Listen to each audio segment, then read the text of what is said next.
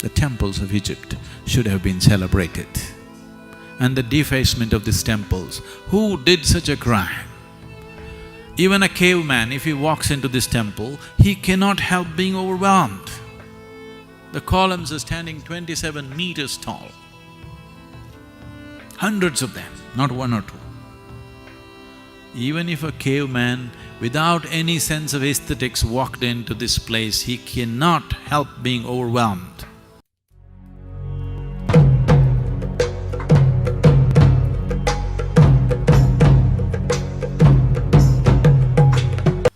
The most important thing in Egypt is not the pyramids, it is the fabulous temples that they built.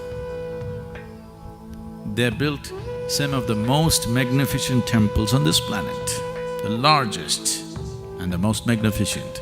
You won't see anything like that in India. Most of them were built for sun god and certain goddesses. The sun god in Egypt is referred to as Ra. What do you call sun?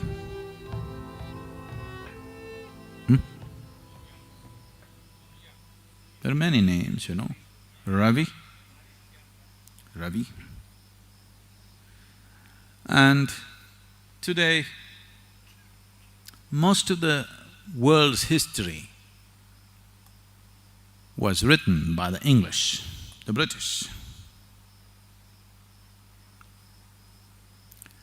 Generally, either history was written by the conquering generals or by the conquering priests. Both of them are vested interests. There's a whole parallel line of history written by the French.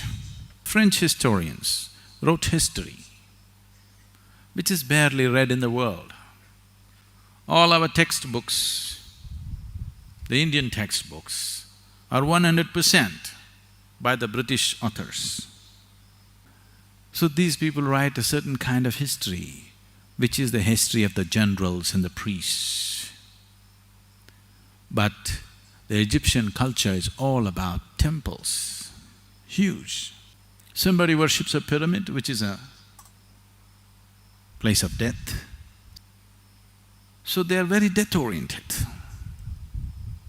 So when they saw the temples full of life, music, dance, revelry, life, they didn't like it. It looked most irreligious to them. They wanted to pull down the temples, but these were too massive, massive. Massive means you would not imagine buildings like that. I would like a meditation hall like that, but the Egyptian temples are truly massive, truly massive.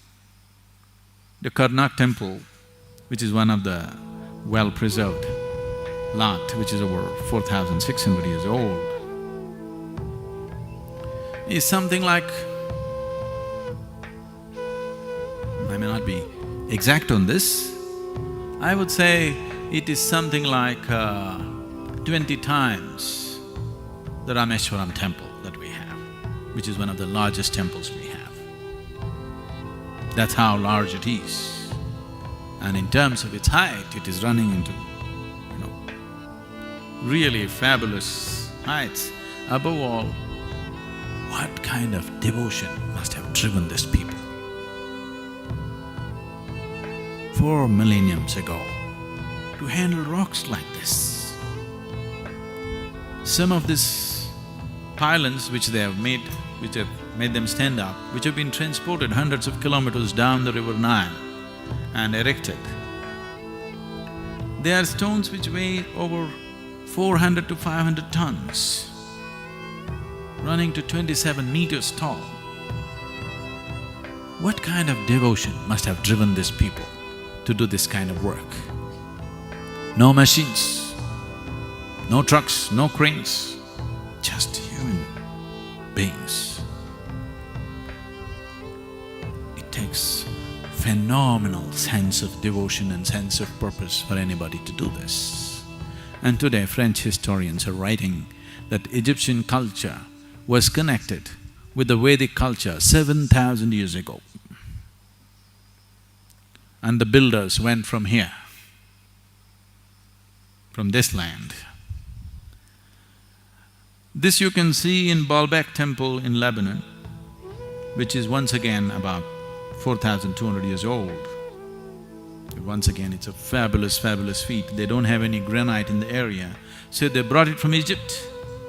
They transported it across what is now Suez Canal, and they brought it up through Syria and climbed up the mountains, which is over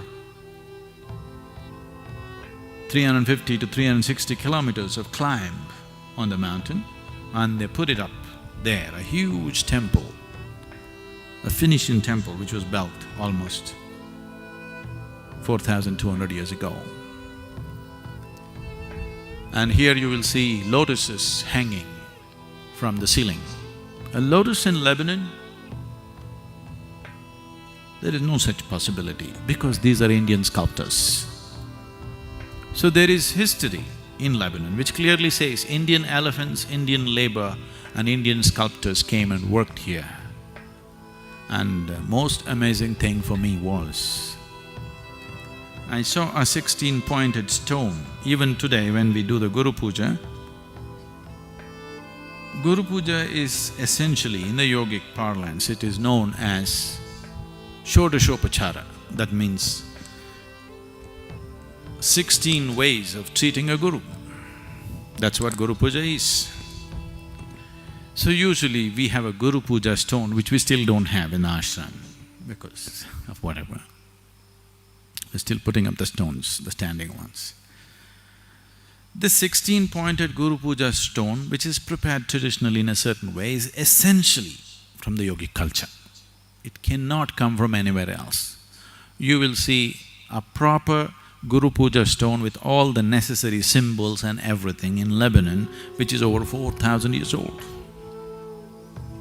So today, lot of French historians have published many aspects of history. So pyramids are just one aspect, but they have become very popular because of very death-oriented people. The temples of Egypt should have been celebrated. And the defacement of these temples, who did such a crime? Even a caveman, if he walks into this temple, he cannot help being overwhelmed. The columns are standing 27 meters tall. Hundreds of them, not one or two. Even if a caveman, without any sense of aesthetics, walked into this place, he cannot help being overwhelmed. You don't need to be an artist. You don't need to be a connoisseur of art. The crudest human being, if he walks in, he will be overwhelmed by what's been done there. Nobody can miss it. This is the way to build a temple, that nobody can miss it. Temple is not for one specialized sadhaka, that nobody should be able to miss it. That's how overwhelming it should be.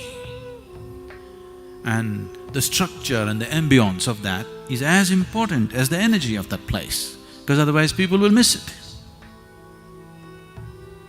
They built the right kind of temple as a temple should be built.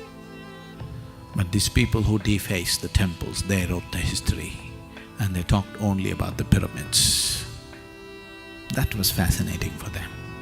This they wanted to demolish. They would have razed it to ground if they could, but it was too much work, they couldn't do it.